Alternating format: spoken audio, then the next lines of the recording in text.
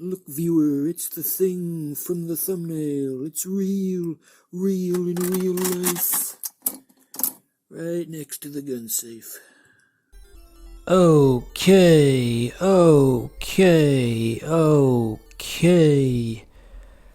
11 episodes into this bitch. One more punch on your card and you get a free frozen yogurt. But not from me, though. Anyway, it's Metal Slug. Do you know why they call it Metal Slug, dear viewer? That's right. Good job. Aren't you just the smartest guy there ever was? So yeah, this was big in the arcade back in the day.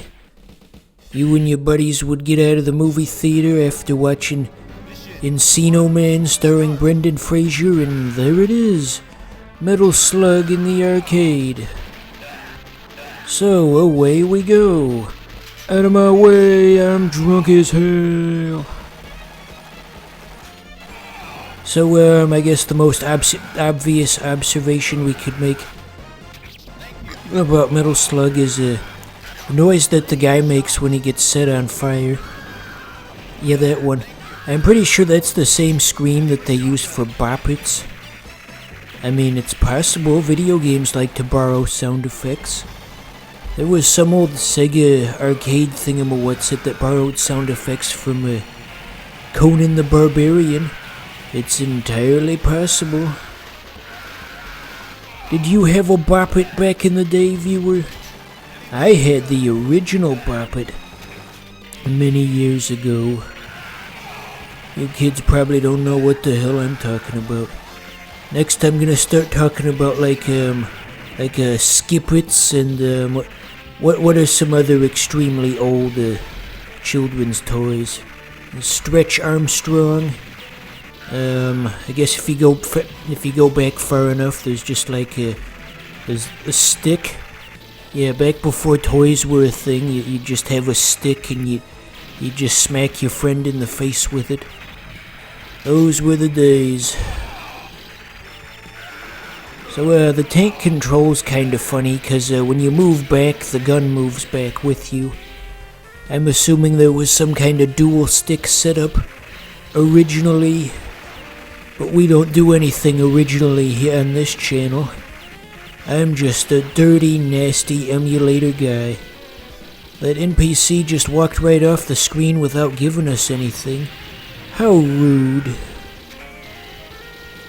Is that the same guy or a different one? You white people all look the same to me. I can't tell who's who. So, first boss, huh? What an utterly enormous sprite. You absolutely could not do this on any of the competing platforms of the day. The biggest, meatiest, throbbingest sprites in all of the 2D era. Truly, the Neo Geo was a 16-bit console on steroids. Bigger and better and all those other things. The Barry Bonds of 2D systems. Sprites so big they'd make you say, "Oh my god. Oh my god. Oh my..." Anyway, I think this boss might have been an inspiration for one of the Cuphead boss battles I should say. I know they did take some inspiration from Metal Slug, but just the positioning of that laser, it feels all too familiar. I think it was the pirate boss actually that I'm thinking of. Cuphead took many inspirations from games of old, including this.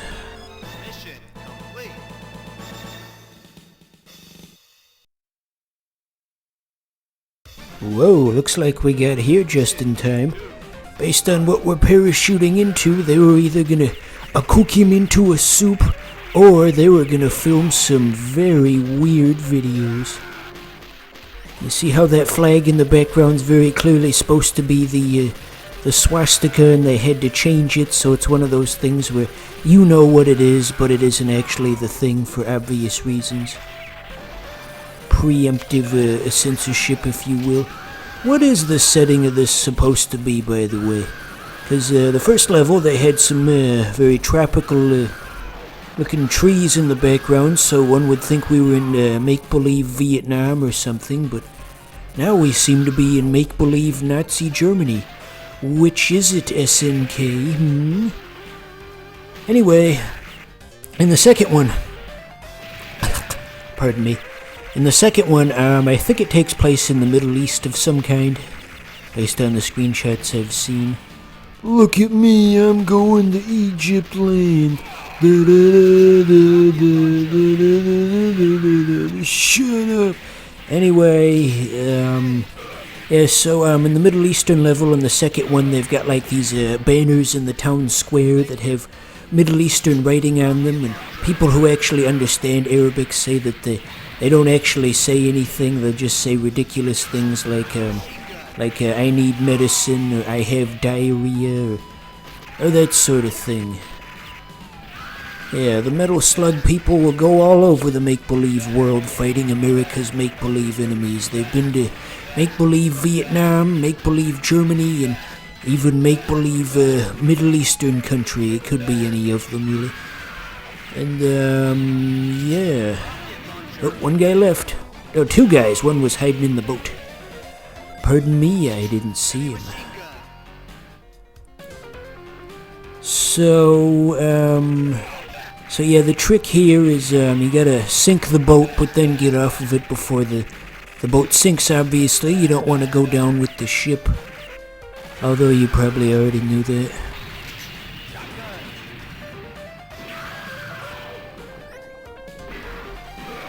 With all of that boat-related hilarity in that previous scene, I feel like we need to top this off with some kind of boat-related commentary.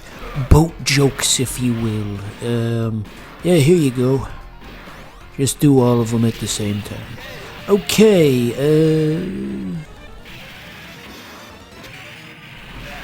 Okay, boss number 2, hold on to your hats. Hold on to your big, tall, yellow, Curious George hats. Hey, I recognize that thing that it's shooting. Wasn't that the inspiration for that stage in Meta Knight's Revenge in Smash Bros? See, like the swapping colors and also the speed at which it moves? I think Mashed Potato Samurai might have played some Metal Slug in the arcades back in the day. There's a clear inspiration there. Metal Slug just inspired everybody.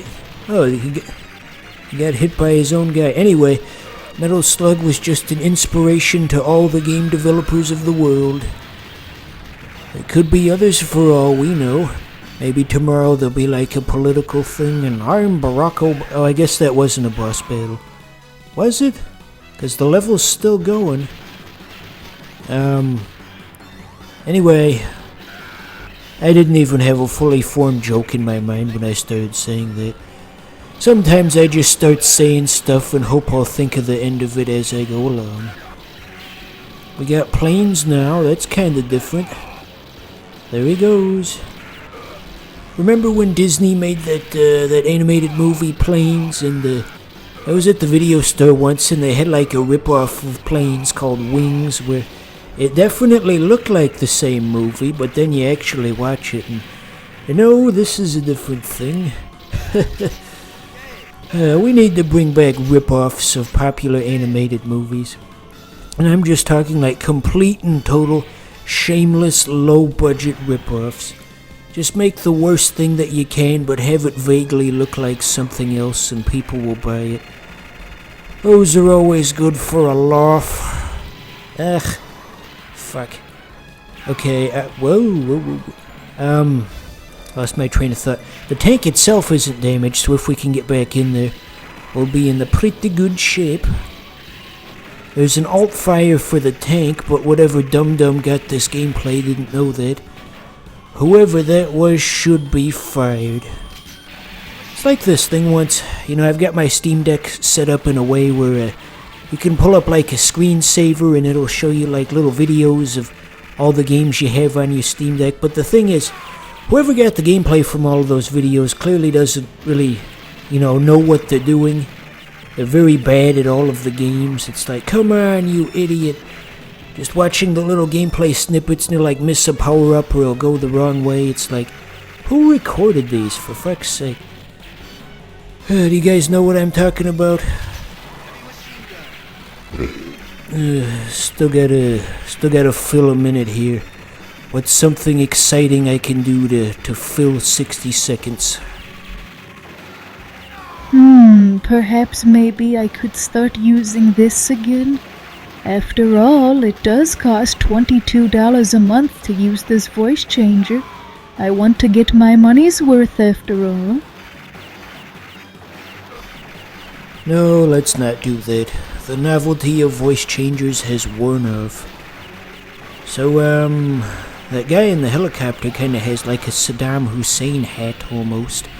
After all, that's what Saddam Hussein was known for, was his hat. I wouldn't put it past the developers to put make-believe Saddam Hussein in this game. Maybe in a new one they can put make-believe versions of America's new enemies, whoever they might be. That would be fun, huh? I don't know. I don't know nothing.